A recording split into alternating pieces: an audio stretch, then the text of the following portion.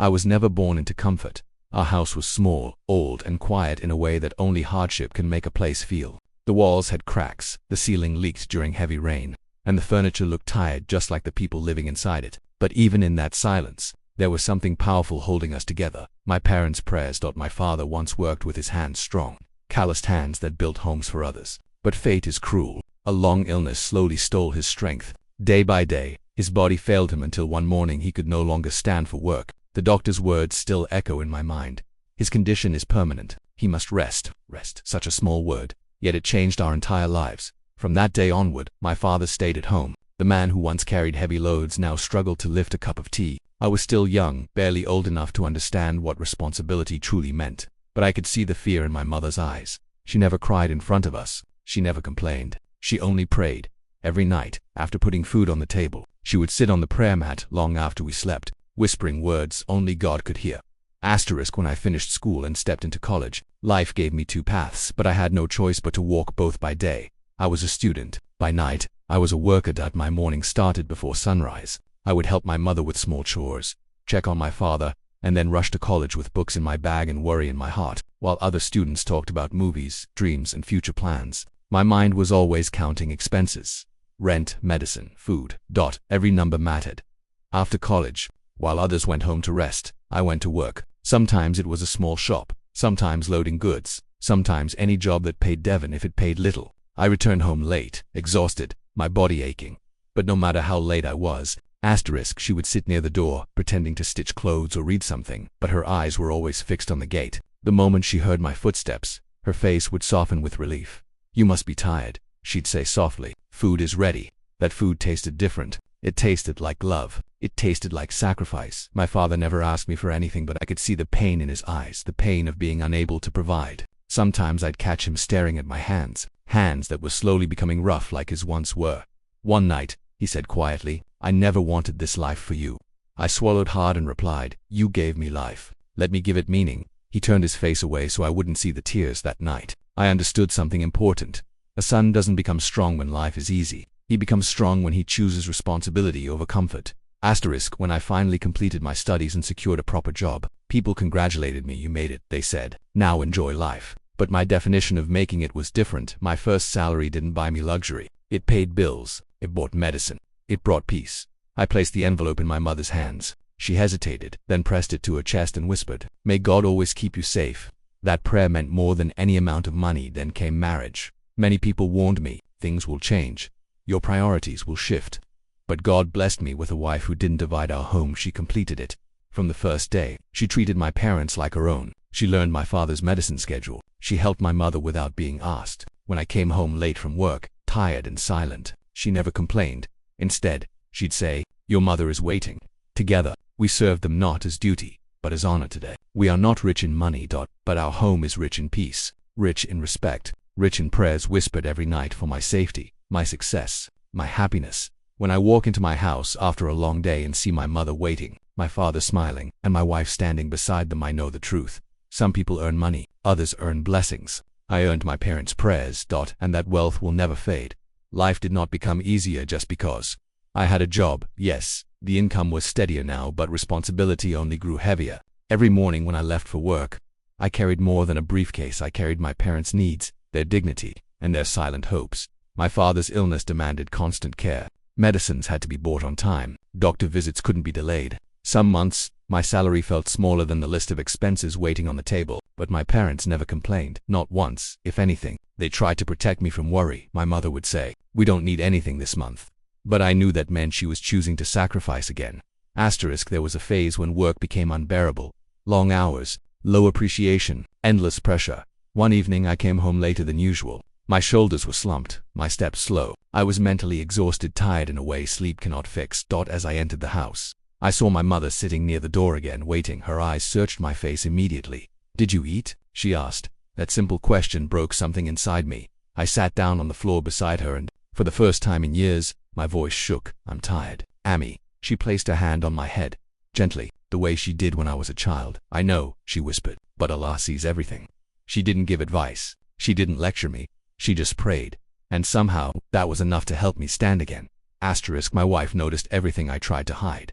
She saw the stress in my eyes. She heard the silence in my voice. One night she said softly, "You don't have to carry everything alone." From that day, she became my strength in ways I never expected. She managed the house carefully, making sure nothing was wasted. She supported my mother like a daughter, not a guest. When my father felt useless because he couldn't work, she would sit with him, listen to his stories, and remind him this home exists because of you. Slowly I saw a change in him. His shoulders lifted a little. His smile returned quiet but real. Our happiness was not loud. It lived in small moments. In the way my father smiled when his medicine was taken on time. In the way my mother relaxed once everyone had eaten. In the way my wife and mother cooked together, laughing softly. Some nights when I returned late, I'd find food covered and kept warm just for me. My mother would say, "I knew you'd be hungry." That was her wealth. That was our luxury. Outside, the world judged us. "Why don't you buy a bigger house? Why don't you spend on yourself? Why do you still live like this?" They didn't understand. They couldn't see that every sacrifice was an investment in peace. I wasn't poor. I was prioritizing. And every time I chose my parents over comfort, life rewarded me in ways money never could. Unexpected ease, timely help, and a heart that slept without regret. One Friday, my father called me to his room. His voice was weak, but firm. "I pray for you every day," he said. "Not for wealth, but for honor." He held my hand and added, "When parents pray with a clean heart, God listens." That night, I realized something powerful. Success doesn't always arrive as money. Sometimes, it arrives as protection. Life has a strange way of testing you, right? When you think you're standing strong. Just when I felt that our home had found balance, when medicines were on time, food was enough, and smiles had returned, everything began to shake again at my workplace. Rumors started spreading. Projects were slowing down. Clients were leaving. Layoffs were coming. At first, I ignored it. I told myself to stay calm. But deep inside, fear quietly grew. I wasn't afraid for myself. I was afraid for the 4 hearts that depended on me. One night, I came home earlier than usual. My wife noticed immediately. "You're home early," she said, concerned hiding behind her smile. I nodded but said nothing. My father was resting. My mother was in the kitchen. I sat alone, staring at the wall, listening to the ticking clock. Every second felt loud. Later, during dinner, my mother looked at me closely. "Something is troubling you," she said. I wanted to lie. I wanted to protect her, but I couldn't. "There might be job cuts," I finally said. "I don't know what will happen." The room went quiet. My mother placed her spoon down calmly. Then she said something I will never forget. "If your sustenance is written there, no one can take it. And if it's written somewhere else, no one can stop it from coming." She stood up, spread a prayer mat, and began to pray. No panic, no fear. Just faith. That night, when everyone slept, my wife sat beside me. "If something happens," she said gently, "we'll manage. We always have." Her confidence didn't come from money, it came from belief. She reminded me of every hardship we had already survived. "You didn't give up then," she said. "You won't give up now." I looked at her and realized God had placed the right people beside me for every battle. A week later, it happened. I was called into the office. No anger, no drama, just cold professionalism. "We're downsizing," they said. "Your position is no longer available." The words echoed in my ears as I walked out of the building. No job, no income, endless responsibility. I stood outside, staring at the road, unsure where to go. For the first time in years, I felt truly helpless. But then I remembered something. My parents' prayers had never failed me before. When I reached home, my mother was waiting as always. She looked at my face and understood everything without a word. I expected tears. I expected worry. Instead, she smiled softly. "You came home safe," she said. "That's enough for today." She didn't ask questions. She didn't blame fate. That night, she cooked my favorite food even though we should have been saving. When I protested, she replied, "Food increases with gratitude, not fear." Later, my father called me to sit beside him. "You carried us when I couldn't," he said slowly. "Now let us carry you with our prayers." He placed his trembling hand on my head. "I was once the provider," he continued. "Now my duty is to pray for the one who became stronger than me." I felt my chest tightened on in that moment. I understood. Losing a job did not make me poor. Losing faith would have. Days passed. I searched for work quietly, without panic. I updated my resume. I made calls. Some doors closed, but then unexpectedly a former client called. "I heard you're available," he said. "We're starting something new. It's risky, but honest." The pay wasn't high. The future wasn't guaranteed. But something felt right. I accepted. When I told my parents, my mother raised her hands and whispered, "Alhamdulillah." That single word filled the house with light. The new job did not feel like success. It felt like starting again from zero. The office was small. The team was limited. There were no fixed hours, no guaranteed income, and no comfort. Some days passed with hope, other days with nothing but silence. I worked harder than ever before, yet earned less than I once had. But this time, something was different. I was not afraid at home. No one treated me like a failure. My wife never asked, "How much did you earn today?" My mother never said things were better before. My father never looked at me with disappointment.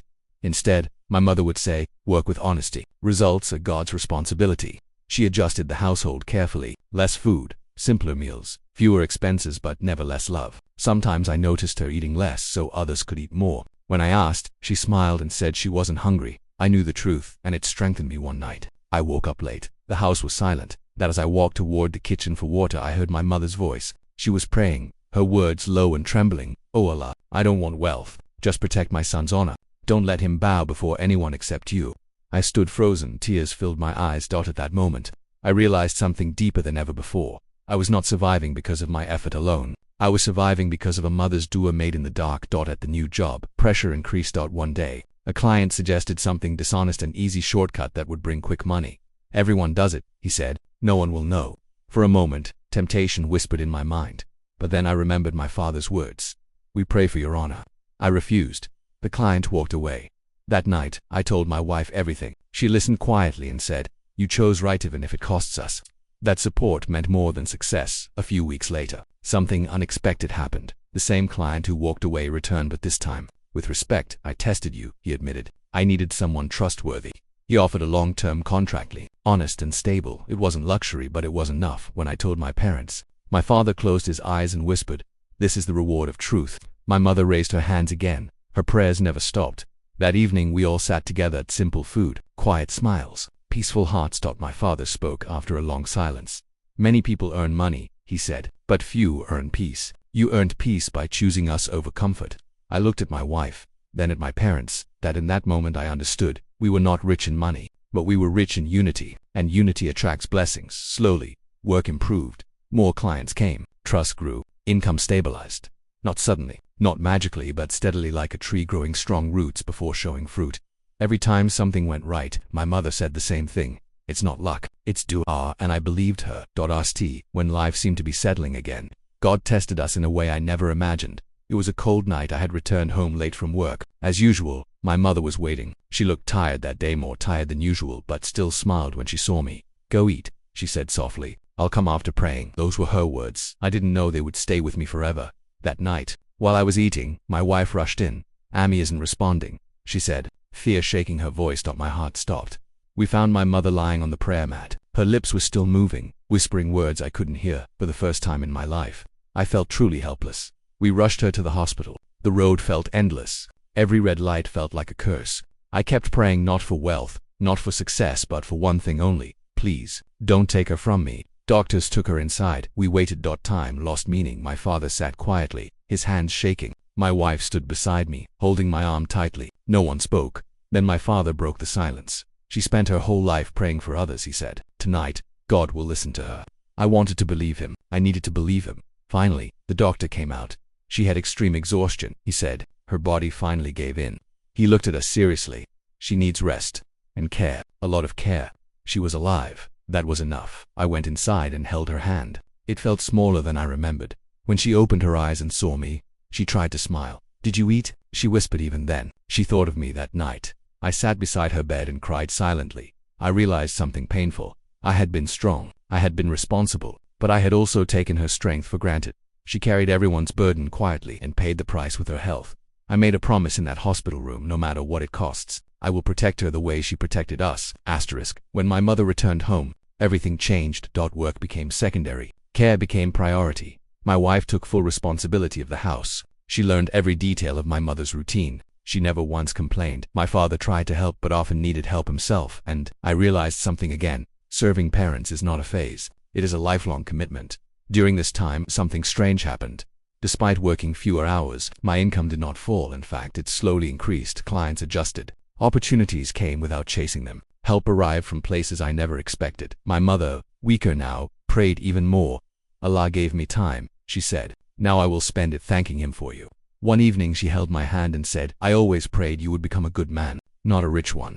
Her words cut deep in the best way. That night, I understood the final truth. I was never meant to be rich in money. I was meant to be rich in prayers. My mother slowly recovered. She was not as strong as before, but her eyes still carried the same light, the light of faith that had guided our family through every storm. Our home moved at a gentler pace now. Voices were softer. Steps were slower. Love felt deeper. Every morning before I left for work, I touched her feet. Every night when I returned, she was still there waiting, not standing near the door anymore, but sitting peacefully, trusting that I would come home safe. My father's health, however, began to decline. Age and illness finally caught up with him. He spoke less, rested more, and spent long hours in silence. But whenever I sat beside him, he would hold my hand tightly as if transferring something invisible but powerful. One evening, he called me closer. "You did what I couldn't," he said weakly. "You protected this family." I tried to stop him. "Please don't talk like that." He smiled. "Listen to me," he continued. "Money ends, strength fades, but character lives on." He paused, then whispered, "Never stop serving your mother. In her prayers lies your success." Those were his last clear words to me. A few weeks later, he returned to his Creator quietly, peacefully, not as a broken man, but as a father at peace. Losing my father broke something inside me, but even in grief there was no regret. I had been there, I had served him, I had honored him. My mother cried silently, holding my hand. "In left proud of you," she said.